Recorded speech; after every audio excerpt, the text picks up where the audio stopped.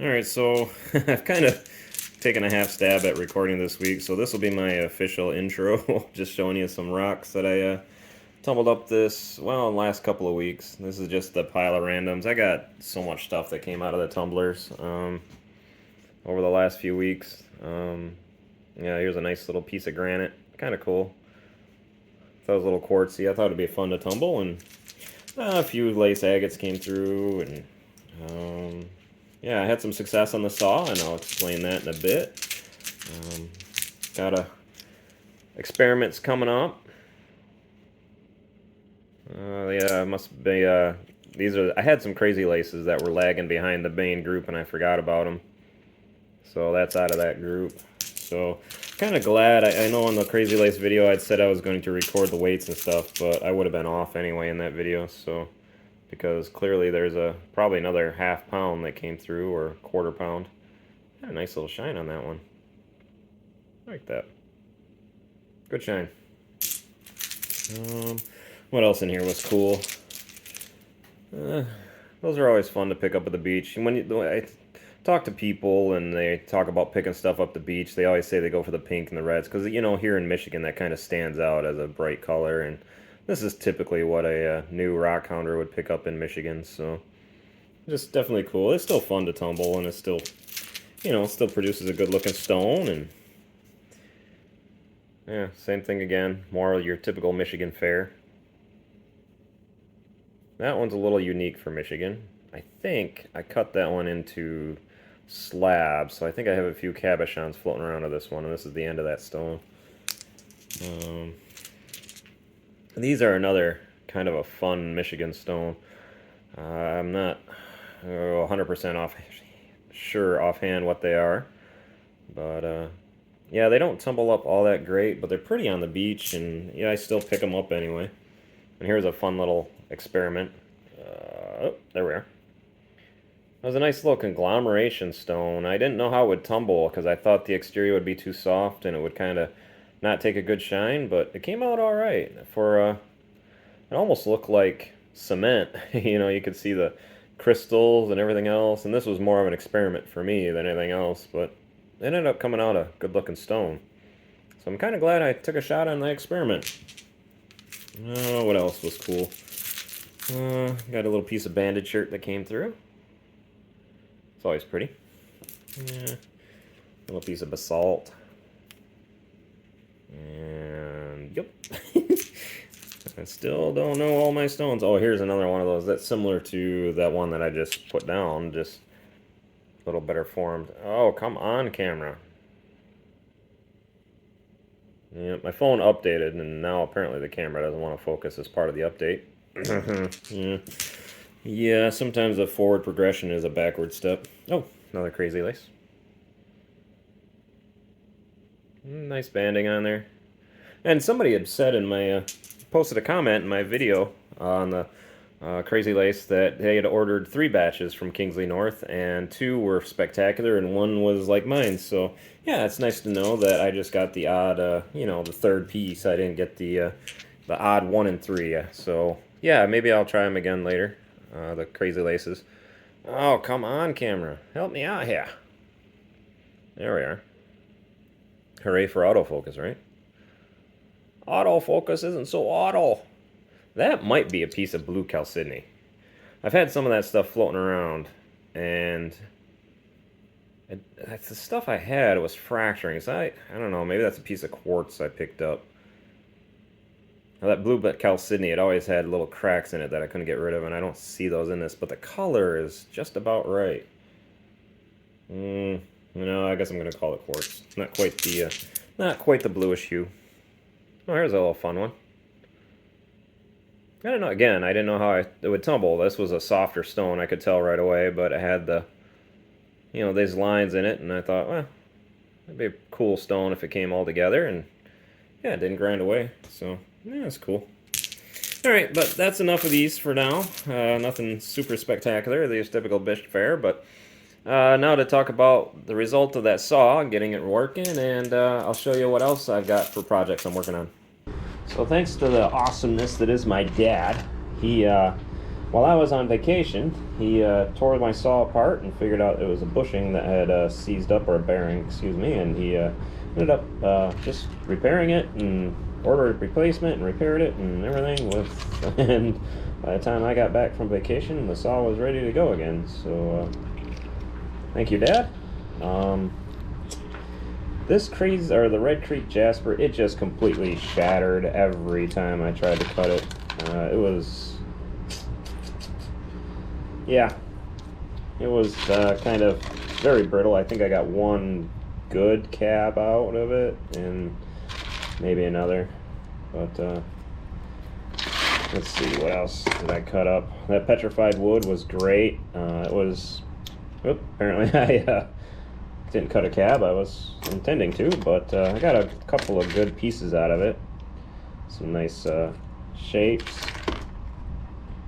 Got a little teardrop, and I was able to get, so yeah, everything I wanted out of that came out. This plume agate, that was fun. Come to find out, that green spot that I wanted to preserve, because I thought it looked cool and added a little highlight, was actually a soft spot in the stone, and it fractured and broke. Yeah, you can see that's where I wanted the cab to be, and it just broke right through it. So yeah, that's a learning experience with that, but still got a couple of nice little shapes out of it. I didn't do a great job of shaping this, but it was, like I said, it was fracturing under my hand as I went. So I didn't show you the saw work because, well, it's pain in the rear to, you know, film while I'm sawing, and the other thing is it's boring. It's boring to watch, it's boring to edit.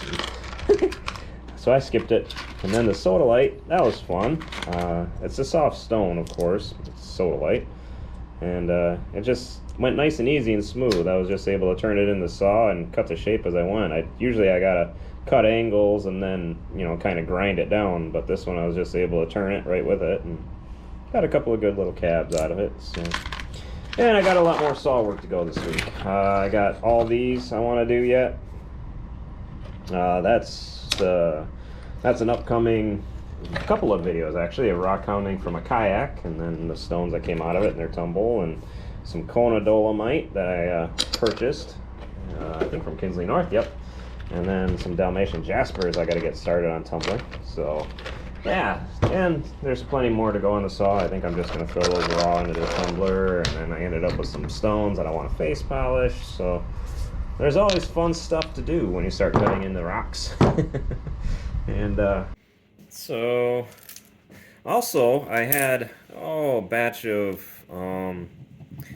when I bought that big lot of rocks from that guy, there was a bunch of stuff in there that he labeled gemstones, and they were just 1 pound bags of Fantasia mix or something, I think one of them was, and had some green serpentines and some fluorites and carmine calcite, and I just kind of threw it all in together eventually when I was desperate to have something to throw in my tumblers. And I knew some of them were soft stones, some of them probably weren't as soft as they should be to be mixed with those stones.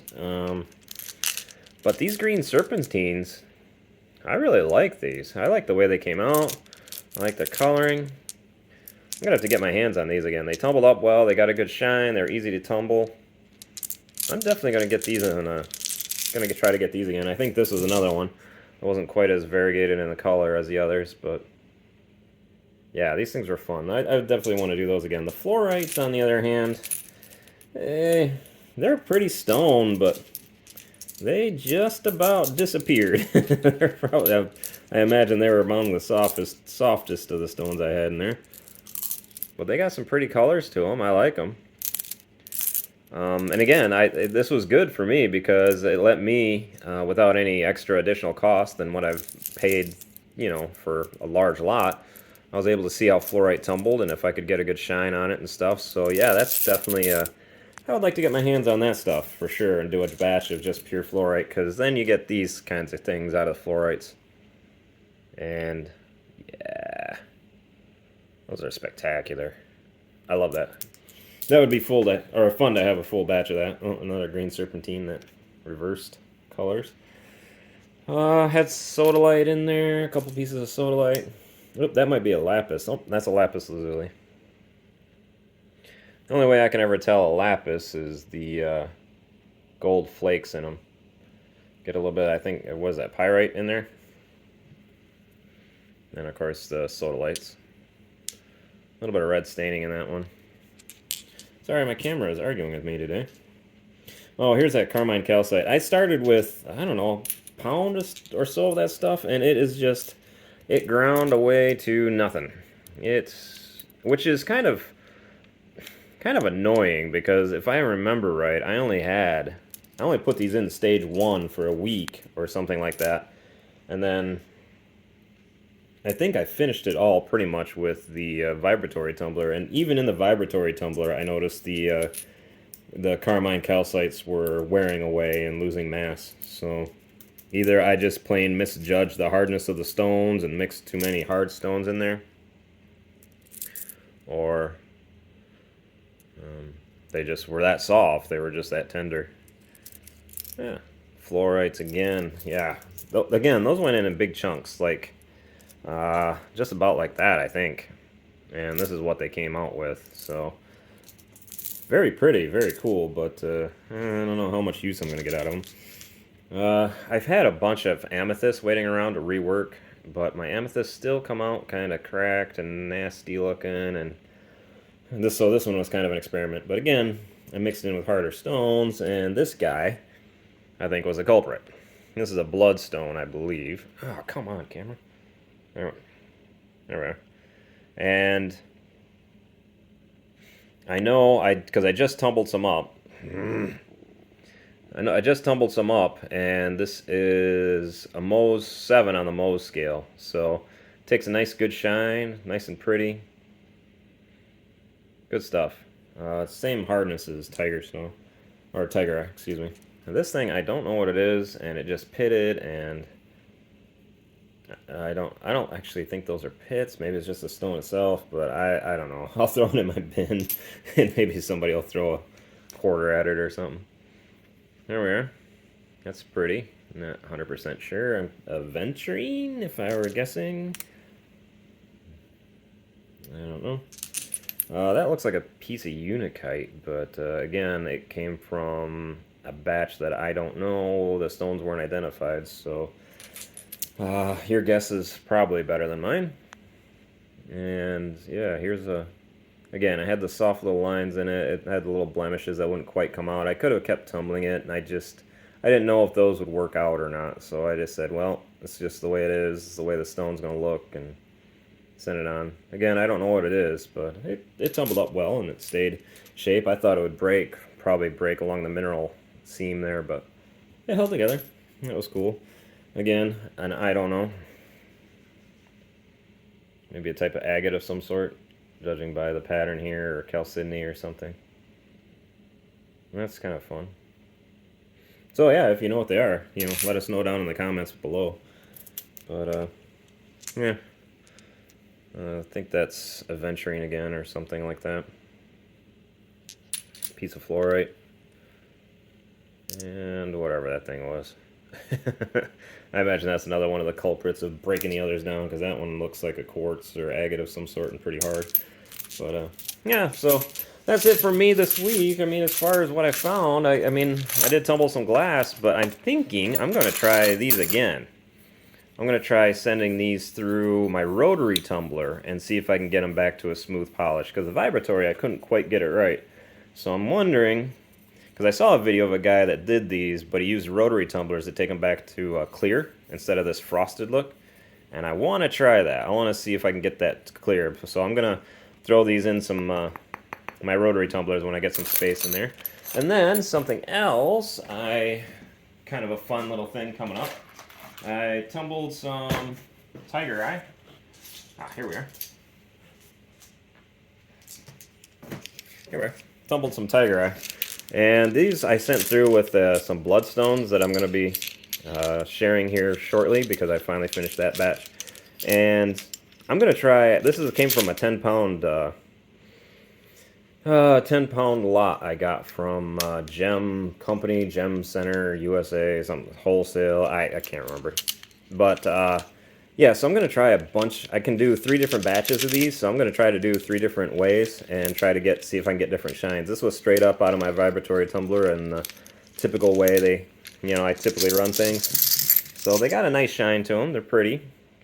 tiger eye-ish, what you'd expect. But I'm going to try to see if I can get like different shines on stones using different methods, and see what maybe, because now that I have a large batch of the exact same stones and I'm not, varying hardnesses and all that, I can try to actually get different shines on things and experiment a little bit and see if, it's the equipment, if it's my technique, or what's going on with it. So yeah, stick around. That's going to be a future video, so stick around for that.